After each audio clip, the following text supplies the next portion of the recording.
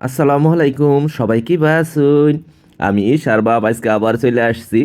ঘুম থেকে উঠেই ছেলে মেয়েদের নিয়ে মনে মনে ভাবতে লাগলাম আজকের দিনটা আসলে কিভাবে শুরু করব।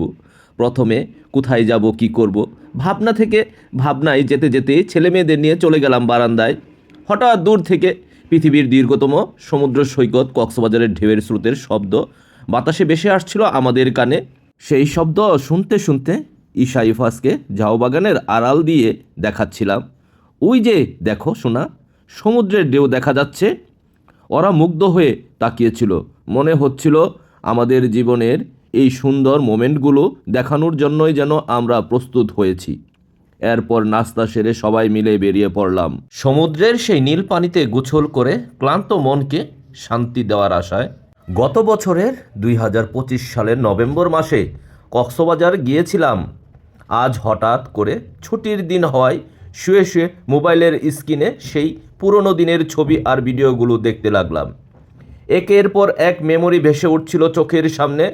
স্মৃতিচারণ করতে করতে মনের ভেতর কেমন যেন এক অদ্ভুত মায়াময় ফিলিংস তৈরি হচ্ছিল, যেখানে আনন্দ, নস্টালজিয়া আর অদেখা এক ভালো লাগা একসঙ্গে মিশে আছে। আমরা সমুদ্রের পাড়ে উজ্জ্বল বালুর উপর ঈশা আর ইফাজকে নিয়ে খেলতে খেলতে চলে গেলাম সমুদ্রের বিশাল বুকে। কখনো খুনঠুসি, কখনো হাসির নয়েজ, ভালুর ঘরে স্বপ্ন আঁকা এক হ্যাপি মুভমেন্ট। ঈশা হেসে বলে, বাবা দেখো ঢেউ আসছে। আর আমি দৌড়ে গিয়ে ঢেউয়ের বুকে দেই একটার পর একটা ডিগবাজি। পিওর জয়, একদম নির্ভেজাল। সমুদ্রের ঢেউ এসে ছুঁয়ে যাচ্ছে ঈশা ইফাজের পা। নীল পানিতে ঈশা ইফাজের গোছল, লাফালাফি, হাসাহাসি সব মিলিয়ে একটি আনন্দময় পরিবেশ। আসলে আমরা শুধু তাকিয়ে দেখছি, মনে মনে বলছি this is life, this is happiness.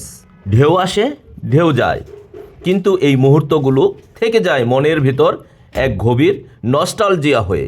আমরা সমুদ্রের ঢেউয়ের সাথে মজা করতে করতে নোনা পানিতে খেলতে খেলতে গোসল শেষ করলাম। এখানে দেখতেছি নীল পানি। কক্সবাজারে ঘুরতে এসে কক্সবাজারে উঠেছি। এখানে এখানে একটা জাম দিব এই সুইমিং পুলে। আপনারা আমাদের সাথেই থাকেন, দেখবেন।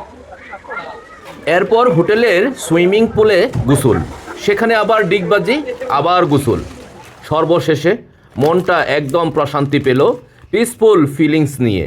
এতক্ষণ যারা ধৈর্য ধরে আমার এই স্মৃতিচারণ দেখলেন, সবার শুভকামনায় আজকের মতো বিদায় নিচ্ছি। আমি ঈশার বাপ। আল্লাহ হাফেজ, আসসালামু আলাইকুম।